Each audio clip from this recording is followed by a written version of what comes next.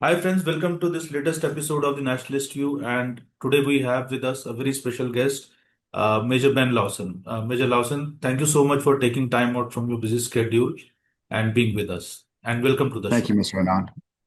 Thank you very much. Major Ben Lowsen is a very renowned sinologist. He was a military attaché in Beijing for 3 years from 2013 to 2016.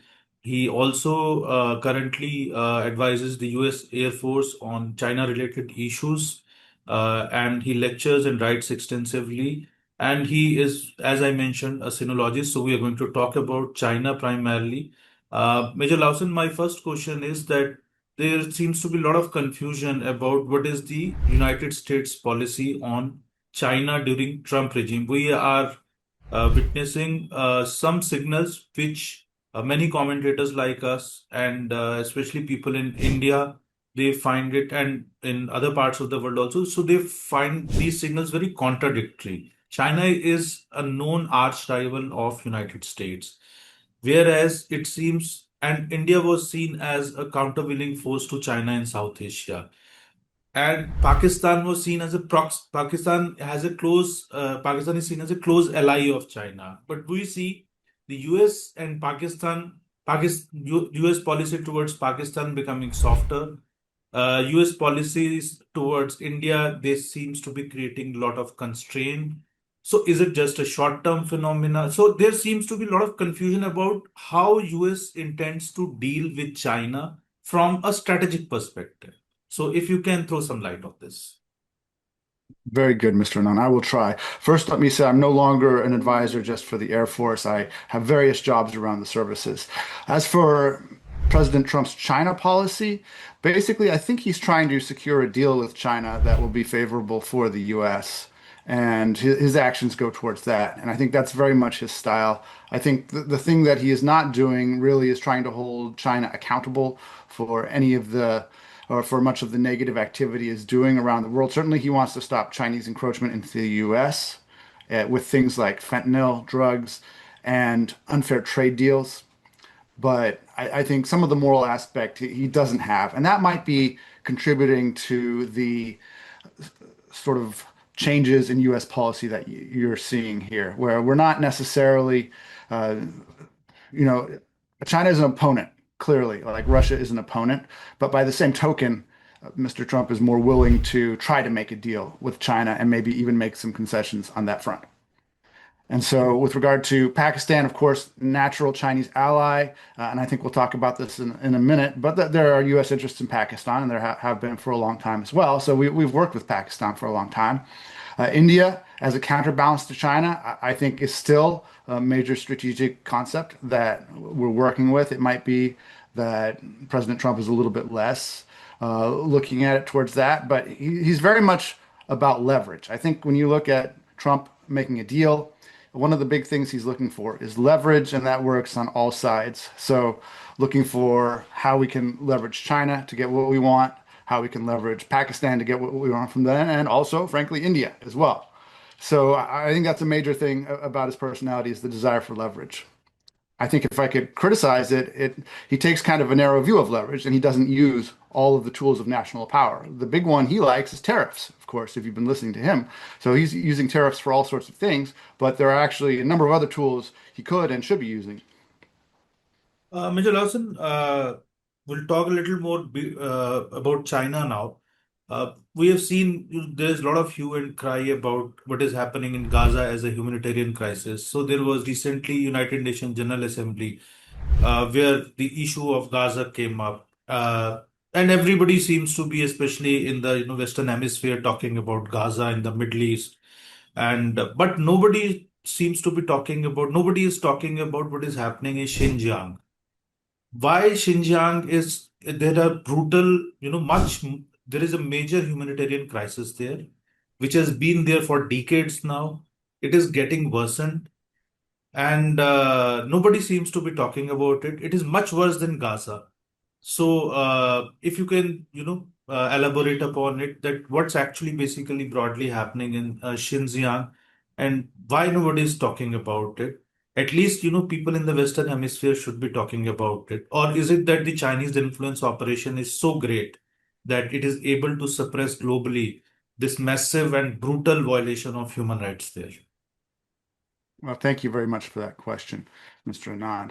I think in what is happening in Xinjiang, or as my friends call it, East Turkestan, and that's the name of their country there, the Uyghurs and the other Turkic peoples, which China conquered first in the 18th century, and then off and on until finally in 1949, the Communist Party conquered it. After that, the Communist Party knew it was not a Chinese area. There were not many Chinese people there. It was Turkic people. And so they've had an effort to colonize it and to settle Chinese people there. However, they were not doing very much on that front. It was a very weak effort for many years. I think we can see that you have things like the Xinjiang Construction and Production Corps, where you have a semi-military force put into the region of Han Chinese people to try and settle it and to keep the locals under control and to develop Chinese as opposed to East Turkistani industries there. This is really accelerated under Xi in a lot of ways. Maybe, I don't know if he's actually moving more people there. He is. What he's really trying to do is to reduce the Turkic population, the population of East Turkistanis, by putting them in concentration camps, having a program of torture, having a program of deracination in which he tries to remove all the cultural, religious, and other unique elements of the Turkic peoples, and either to make them Han or to basically kill them. Because when you put people in a camp and torture them, which is, we have a lot of evidence this is the Chinese policy in the region, putting millions of people potentially in these camps, they die. And they're dying. So they're reducing the population. They're sterilizing women there in order to do that as well, to reduce the population. And they're also, for those who make it through this program of deracination, the reward is that they'll be put into a forced labor factory, probably in China, not in East Turkestan at all, which is the area that we usually call Xinjiang, and then maybe a little bit more than that with the Qinghai province in China. So this is the program. It's unacceptable to humanity in any sense. And you're absolutely right. It should be getting a lot more attention. I think the reason it is not is that China is very wealthy and very powerful. And I think not necessarily even the Chinese program of propaganda, although that does give some people an excuse to say, oh, well, look, it's going fine. China says so. I think that doesn't pass the common sense test. I think, though, well, countries are afraid to poke China on it, at least a little bit, even in the Western Hemisphere, even the democratic countries around the world like India, because they have a great interest. I mean, you look at Vietnam or South Korea even, but really Vietnam, very smart, government. They know they have to stand up to China. By the same token, they also have to withdraw a little bit and not necessarily be full court press. Otherwise, China will just come after them, and their geographic position does not allow them to stand up to China in that way. I think the United States and Europe, our position allows us very much to stand up to China, but we don't do so more, maybe a little bit somewhat because of Chinese influence, and it's really terrible. You look at places like Australia, New Zealand, Canada, Britain. It's really nasty operations going on there, but it's also that we're ignorant. We're frankly ignorant. We've never heard. We've just now heard of the Uyghurs. We still don't understand that the Uyghurs and other Turkic peoples form another country. They're their own separate country. They call it Sherki Turkistan, East Turkestan. That's what they call their country. They have a country. They're not Chinese. That's the problem. And that is the main thing, I think, the first thing that we need to understand, or at least the next thing, before we can really stand up to China on that front. Uh, Now, going ahead, as I mentioned in the last question also, that China is known to have massive influence operations, and both covert as well as overt. TikTok is one of the I would say the poster boys of China's influence operations. India had banned it long time back, a couple of years back, I think around 2022. Many other countries have also banned it. So now US, we have seen that President Trump is very keen that the ownership of TikTok should be transferred to the American companies. And Chinese seems to have conceded to that, though no, the ink on the agreement is yet to dry out. And let's see, basically, you can never trust China beyond a point that when they can, kind of change their stance. But anyhow, why TikTok is so important? And how do you look at the Chinese apps in terms of there is a growing awareness, but it's very difficult to sift through and separate the Chinese apps because they have a lot of shell companies in different countries which run these apps. So you might not know that it's a Chinese app. So what is the how these Chinese apps pose a threat to global security? And specifically, if you can talk a little bit about why TikTok has been so important in the U.S. China trade negotiations. Absolutely. I think President Trump wants to capture TikTok as a sort of prize. And if he gets that, and that seems to be his goal here.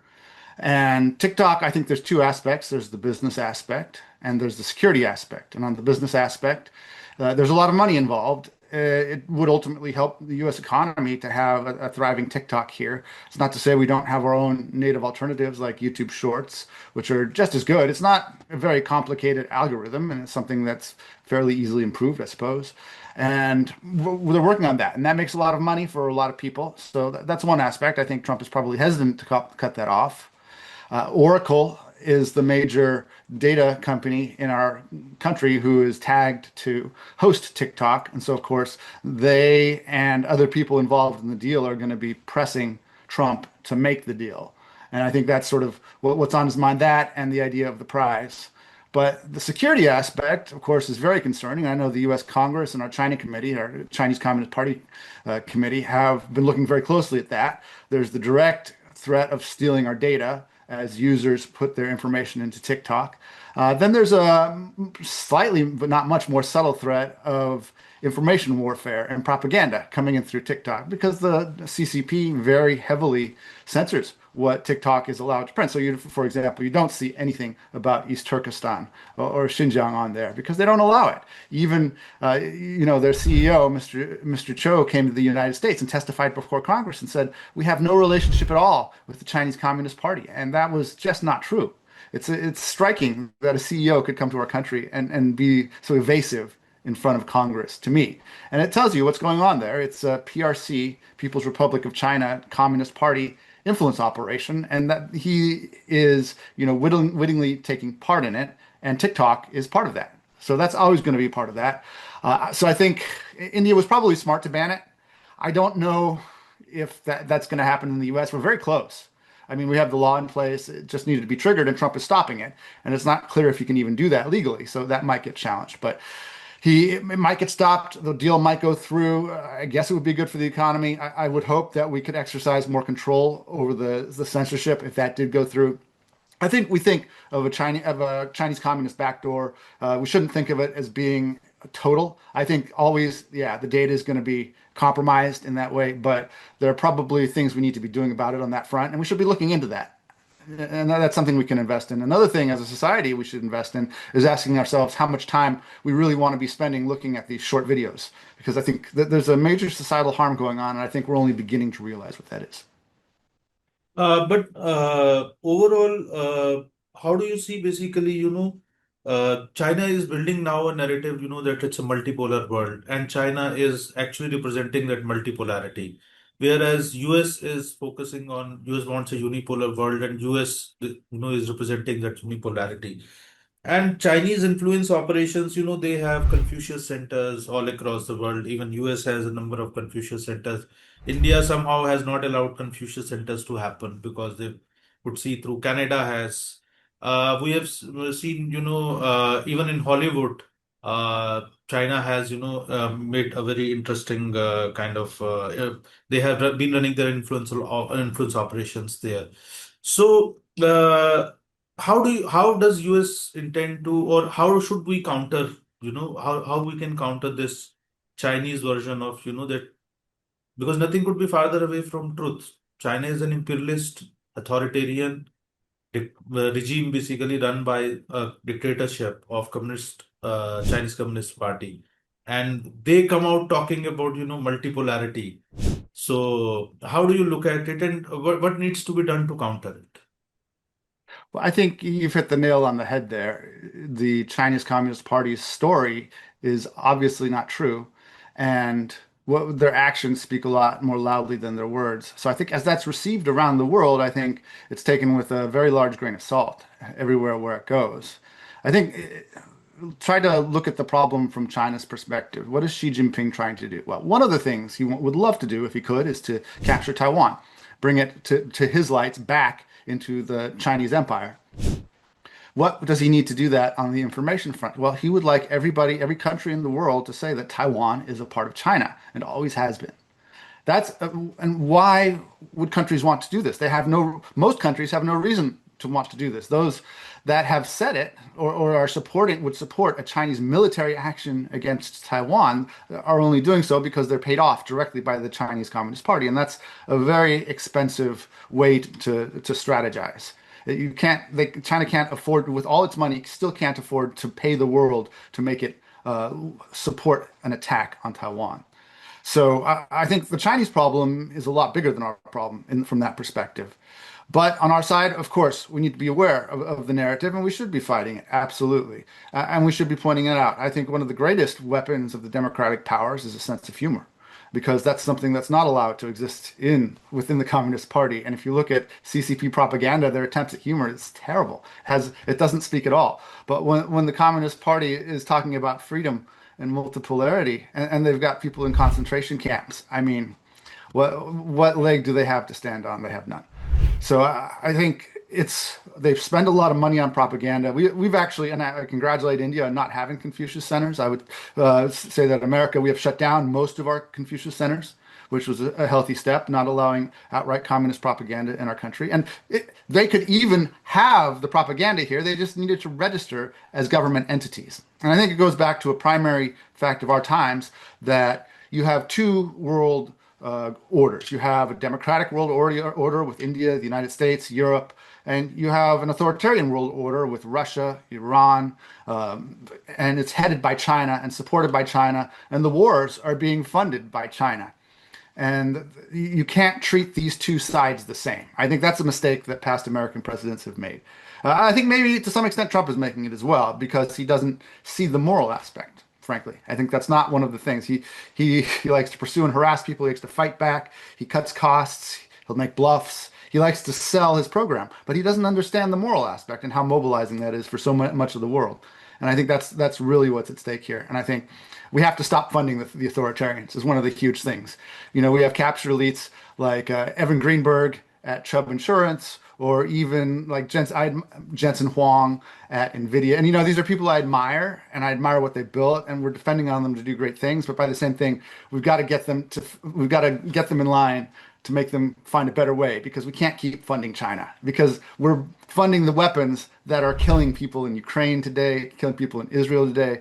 And they're gonna come after Europe and ultimately after us tomorrow. So, in a word, I think the propaganda and the security aspects are very closely tied together, and we need to realize the problem and stop funding the authoritarians and not just letting their narratives run rampant. Now, moving a little bit, away from US, I just want to touch upon this is one of the areas about which not many people generally talk, that is Central Asia. And Central Asia is a key strategic region. And of course, US also has a deep interest in Central Asia also. But this seems to be off radar right now because of, the Israel-Hamas war, which is happening in Middle East. And then there's a clash between India and Pakistan. Operation Sindoor happened in South Asia. And then there is a tariff war and trade issues which are going on. But overall, the China's growing influence in Central Asia, I want to touch upon it because I think that could be a game changer in terms of long run, in terms of setting up a new global order.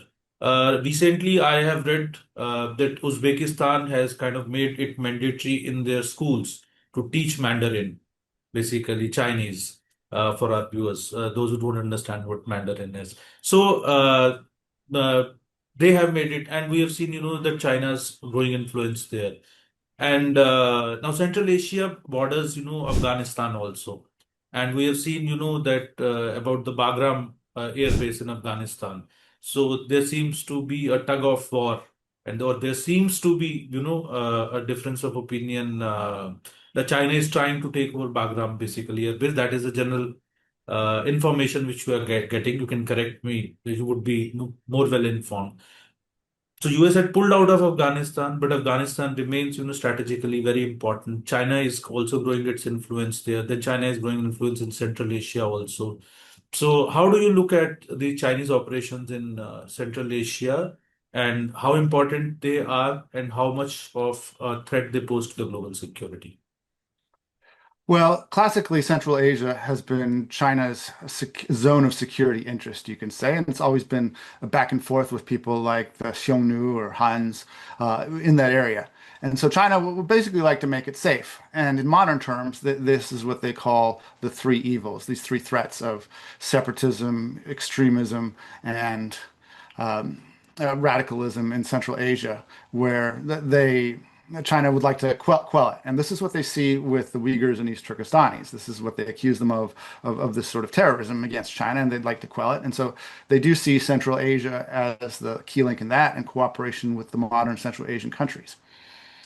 And that's sort of China's security interest. There's also, of course, the OBOR, One Belt, One Road, or Belt and Road interest that they have there, going through there as the belt going through Central Asia and a possibility of developing that economically.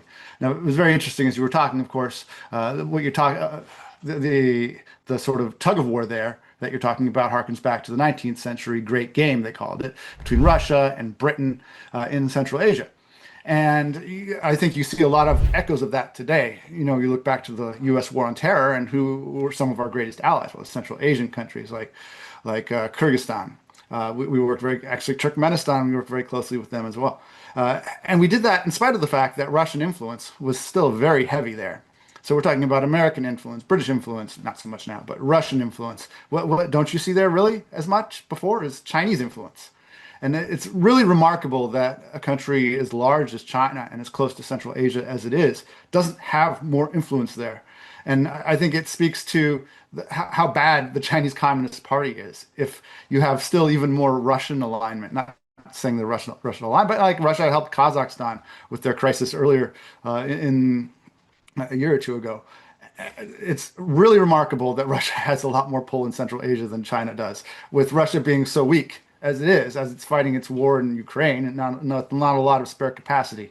So I think it's kind of inevitable that you'll see some Chinese influence, like maybe putting more Mandarin Chinese learning throughout the Central Asian states. I think, to me, when I visited Central Asia about 15 years ago, it was a story of isolation and not much connection with the outside world. So I think as that increases, you will see more Chinese influence, but more other influence as well. And I think the U.S. really needs to get its head in the game there because it's quite important. And I do think East Turkestan could be a major player in that. They're culturally aligned with the region, not with China.